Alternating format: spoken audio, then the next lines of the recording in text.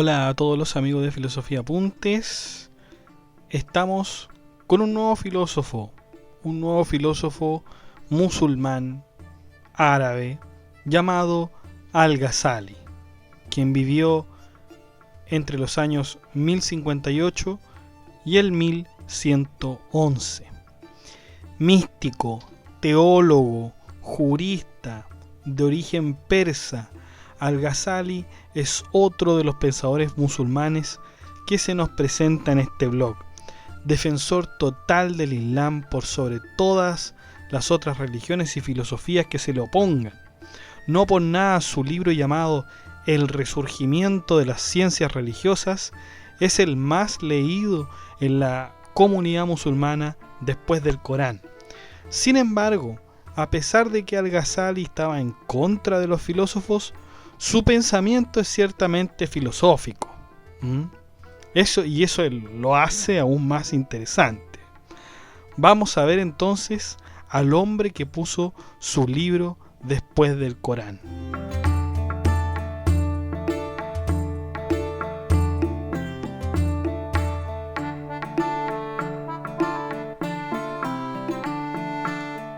Bueno, vamos con algunos datos biográficos.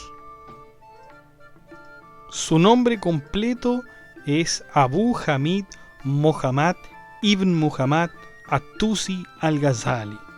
Fecha de nacimiento 1058 en Irán, Persia. Fecha de la muerte 1111 en el mismo lugar, y su religión era el Islam. Al-Ghazali vivía en Tus, Irán, y allí fue educado también con su hermano Ahmad. Luego estudió en Gorgán y finalmente en Nishapur, donde tuvo un maestro excelente llamado Al-Yuwaini, quien era imam tanto de las dos ciudades sagradas de Medina y Meca. Después de la muerte de su maestro, Al-Ghazali fue invitado a la corte de Nizam al-Mulk, quien era un poderoso visir del sultán Seljuk. El visir estaba tan impactado por Al-Ghazali que le concedió la oportunidad de estar con el profesor Nizamiyya en la escuela de Bagdad en el año 1091. A medida que iba recibiendo sus enseñanzas, Al-Ghazali se fue volviendo tremendamente crítico de los filósofos neoplatónicos y también de sus predecesores musulmanes, como los fueron Al-Farabi y Avicena, de quien nosotros ya hemos visto algunas obras y también sus biografías. Y estos últimos, recordemos que eran dos autoridades intelectuales del momento. A consecuencia de esto, Al-Ghazali tuvo una crisis profunda que hizo postergar sus estudios en el año 1095.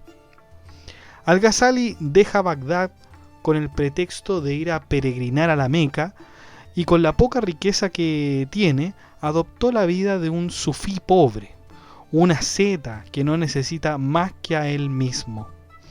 Después de estar en Damasco y Jerusalén, Al-Ghazali toma un descanso en Tus en noviembre del año 1096. En el año 1106, Al-Ghazali fue persuadido para regresar a Nizamiyya, esta vez con el propósito de enseñar. La consideración para aceptar esta oferta fue la idea de que el Islam se renovaba cada comienzo de siglo, y sus amigos lo aclamaban como aquel que llevaría esa renovación del Islam. Continuó sus enseñanzas y estudios en el año 1110 y luego murió al año siguiente. Al-Ghazali fue uno de los responsables de que la filosofía fuera detenida por un periodo de tiempo. ¿Por qué? Porque este pensador decía que la filosofía no era el método apropiado para encontrar la verdad. En efecto, la razón no nos puede llevar a entender las cosas que van más allá de ella. Sus comienzos los tuvo con las ideas platónicas, aristotélicas, con las que no estaba de acuerdo. Luego pasó al neoplatonismo, a las ideas de sus predecesores como Al-Farabi y Avicena para finalmente desprenderse de todo aquello. Así como las cosas que van más allá de la razón son más importantes, porque podríamos nombrar cosas que van más allá de la razón.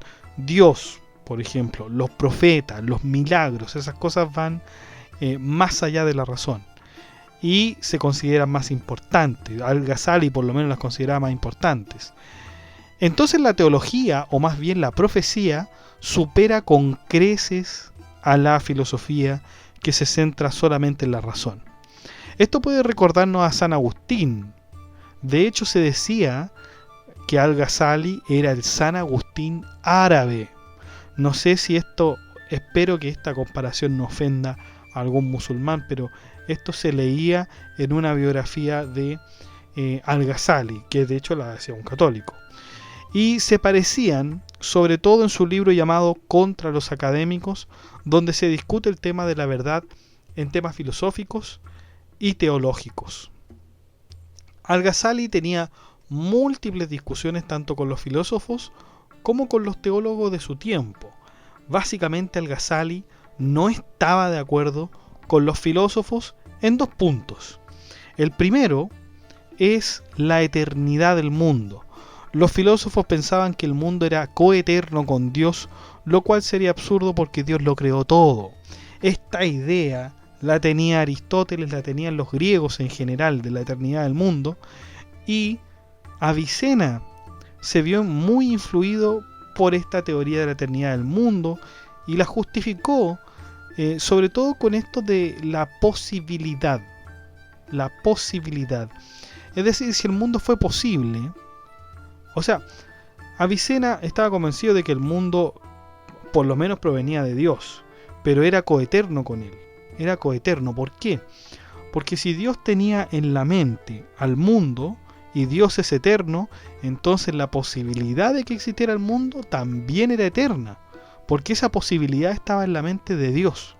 Por lo tanto, se puede decir de un modo más bien indirecto que el mundo siempre ha existido, porque si estaba en la mente de Dios y Dios siempre ha existido, entonces se colige de ahí que el mundo es eterno. Al-Ghazali no estaba en absoluto de acuerdo con esta idea, la va a refutar, así que lo vamos a ir viendo en las obras que vayamos estudiando. En un segundo punto, Al-Ghazali también discrepa de los filósofos en cuanto al conocimiento de los particulares. Los filósofos decían que Dios no conocía a los particulares, al ser solo universal, y por eso solamente conocía a los que eran como Él. O sea, Dios conocía solamente a los que eran universales, perfectos, digamos, como Él. Esa era la idea que tenían los filósofos, y por lo tanto no tenían conocimiento de los particulares. Al-Ghazali dice que no, que Dios no solamente tiene conocimiento de los universales que le rodean, sino que también tiene conocimiento sobre los particulares y sobre cada uno de ellos. Vamos a ver una teoría muy interesante que es el ocasionalismo, que se entiende de muchas maneras el ocasionalismo, tiene muchas... tiene por lo menos dos vertientes de distintos filósofos, pero Al-Ghazali la describe a su manera también el ocasionalismo. Por lo tanto, claro, esto nos puede recordar el primer motor inmóvil. El primer motor inmóvil se conoce a sí mismo, mueve a los demás, pero es un motor que se echa a andar y después ya no se preocupa más de todo lo que, de toda la cadena que va siguiendo. En cambio Al-Ghazali dice que no. Al-Ghazali dice Dios no es así, sino que Dios se preocupa hasta del más mínimo ser. Vamos a ver cómo es esto posible. Finalmente Al-Ghazali pone todas sus energías a favor de la profecía con el método para conocerla, como el método para conocer la verdad, en desmedro de la razón y la percepción, las cuales pueden ser totalmente engañosas. Las obras de Al-Ghazali pueden estimarse en más de 400 trabajos, pero se piensa que es improbable que haya escrito tantos. Hasta el día de hoy solo se tienen 50 que son originales. Sin embargo, no todos han sido traducidos al español o al inglés. Y esto yo ya le he dicho que es un problema cuando se analizan los filósofos, o cuando se estudian más bien los filósofos árabes, porque las fuentes en español escasean. Y las fuentes en inglés también. Y si escasean en inglés, mucho peor en español. Mucho peor en español. Por lo tanto, son muy pocas obras las que se pudieron rescatar. Y las que pudimos llevar al blog acá son mucho menos. Mucho menos, chicos. Mucho menos. La primera obra que vamos a analizar es El Renacimiento de las Ciencias Religiosas. Esta puede ser la obra más grande de Al-Ghazali, donde se defiende la mirada sufista de la religión islámica. Tiene por lo menos 10 libros. Luego tenemos La Salvación del Error, que es un relato autobiográfico donde se recogen algunas ideas filosóficas. Y luego tenemos este interesante texto de Al-Ghazali. Yo me sorprendí la primera vez que leí el título. Me sorprendí y me reí también. Me reí porque es demasiado, yo creo que incluso fuerte para la época también. Fuerte para la época. Quizás no para la comunidad, pero sí para la época. Y que llama mucho la atención. El título del siguiente libro es La incoherencia de los filósofos.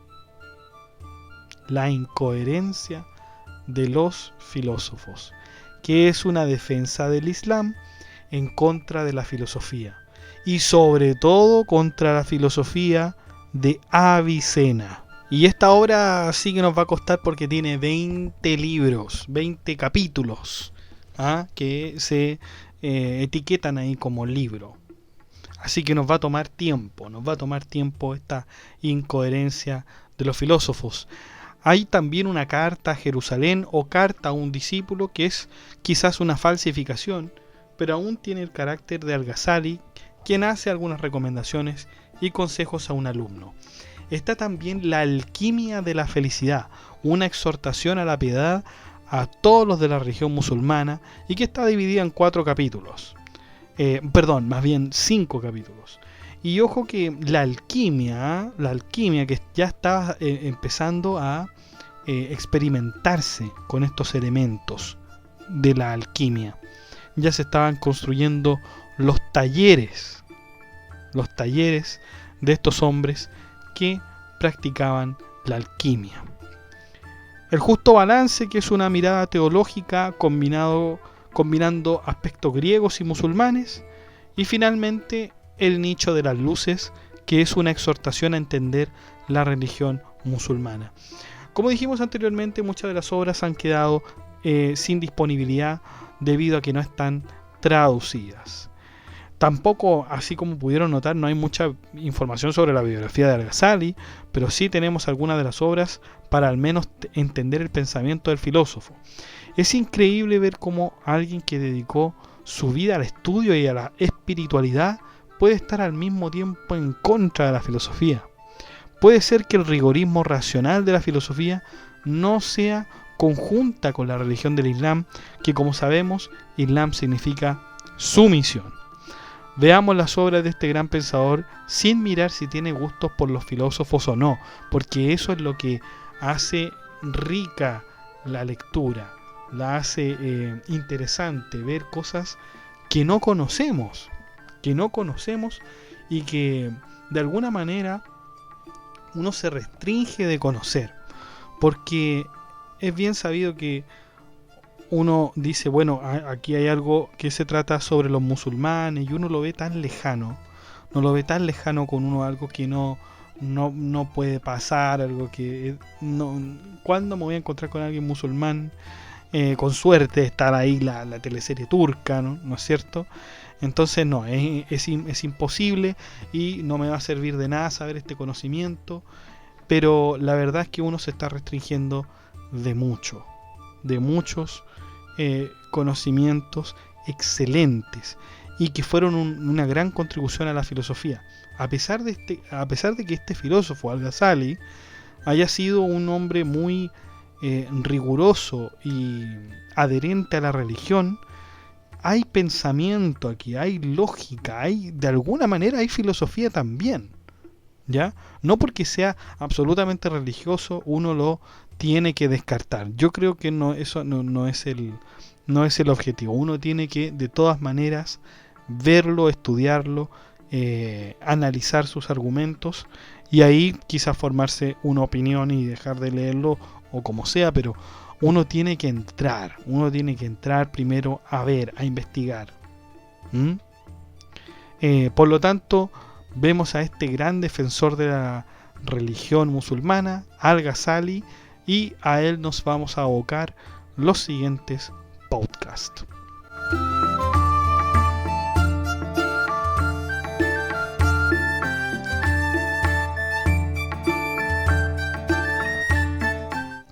Bueno chicos, y eso ha sido todo. Muchas gracias por escuchar este podcast. Si le ha gustado, dé like, comente, comparta, suscríbase, acceda al blog que está en la descripción del video, haga su aporte voluntario en las cuentas de PayPal o Patreon que se encuentran también en la descripción del video. Que estén muy bien, cuídense, chao.